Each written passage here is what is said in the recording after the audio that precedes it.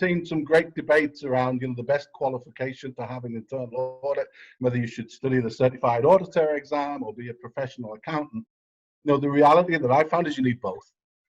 So you need that internal audit expertise, but you need other disciplines as well. So I found that blending, so I use accountants and I use finance personnel generously in my groups, and I recruit from those areas as much as I do from audit. I've also made use of guest auditors. So for example, within Kodak, when we did an audit of a plant in Germany, we took the plant controller from the UK with us on the audit team. That gave us, incredible knowledge of the business, and also it showed the business that we were, keen to really understand what they do. And by taking a controller with us, they made our audit much more effective.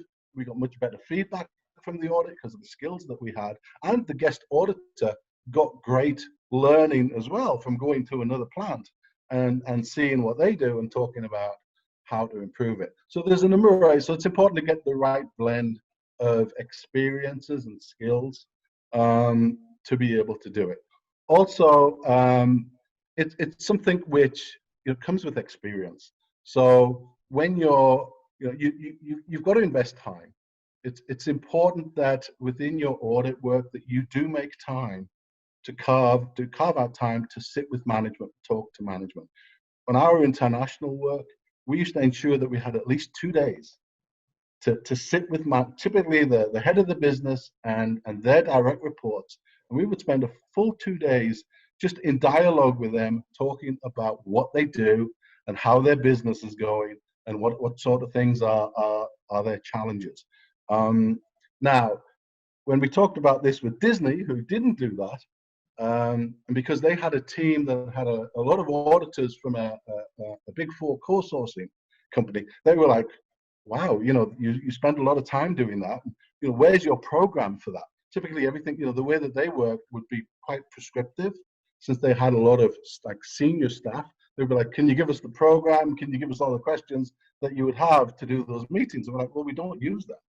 We try to make the conversation free-flowing, and we want to talk to people, and that comes with experience. The more experience that you've had and the more you've worked with businesses, the more comfortable you are in leading that discussion with management, being confident. I remember we had an example where we had and they had a manager leading this, and we had an hour with the general manager, and the general manager came in. The manager started the conversation, got her checklist out, and started the topic on petty cash and asking details about petty cash. With all of these sort of experienced people in the room, that approach doesn't work. When you've got an hour of a general manager's time, or you've got an hour or two of his direct reports, their time is very precious to them. So you've got to make the most of it. The way that you make the most of it is to have experienced personnel who can connect quickly and can get to the topics that they're interested to talk about. And these are the easiest conversations to have. They're the best conversations you have as an auditor. They're the most interesting. They've been the most fun conversations that I've had. And they're the easiest conversations because business people love to talk about their business. They'll talk about it happily. You ask them what's going on, how's it going, what are the challenges. They're really, really happy to have that conversation. And they love that you ask that. If you actually invest the time and talk to them, you're already halfway there in improving this business understanding, because they know that you want to talk about it and they know that you're trying to understand it. So it's just a win-win, but it's really critical to carve out specific time, to invest in that before you dive headfirst into detail. I think this is very important, Ged. I mean, building the understanding and having experience approach when you act or, meet with the management in order to get the maximum from them and let them tell you, their stories and about their businesses, how they do things. But now in terms of, analyzing the information you get from these clients. And after you get the understanding from them, you get, into the analyzing the information. How you are making sure that, we get the maximum insights from this information? Maybe using tools, maybe using your experience in order to analyze this information and understand the business, and then report in terms of recommendation, improvement areas, and all of these improvement areas we're talking about. I would contend that it's hard to get an understanding and to analyze information without having those discussions first with leadership to understand the business, right? I couldn't do it. If I just sat in a remote location here in Los Angeles and was presented with a lot of data, my understanding of the business just from looking at that data is going to be very limited. For example, we would have operations in Korea. We had 12 broadcasts. We had 12 channels in Korea at Fox. And they had 4 different ways of operating those channels. And it was a mixture of, we operated some business partners operated some were licensees, some were joint ventures. And some of the information related to those businesses, wasn't on our systems. It was on our partners' systems.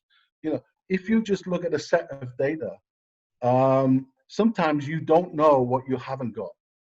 You don't know that you've got the full picture. You need to be able to have an intuitive understanding of what the business is, to then to be able to interpret the data properly and kind of see, well, hang on, I understand that we had this joint venture, or I understand that we got into this new line of business, but I'm looking at the data, I don't see that. I think it's you're empowered by having the data at your disposal, but it only begins to make sense when you marry and you combine that with your understanding of the business, and hopefully the 2 sides of the story, tell the same story. But many of the best audit findings that I've ever had have been from what I learned from management in the business, where frankly, we got an understanding that we hadn't had before.